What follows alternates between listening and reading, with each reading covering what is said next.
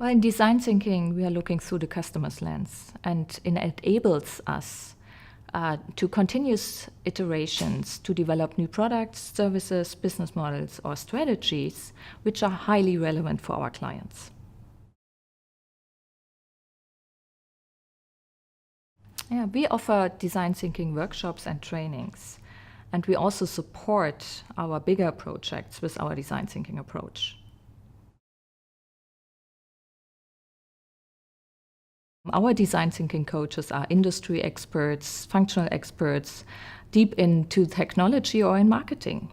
And within this combination of design thinking, their expertise, also using other tools like Lego Serious Play, strategic tools, and for example, Scrum. This in combination makes us unique.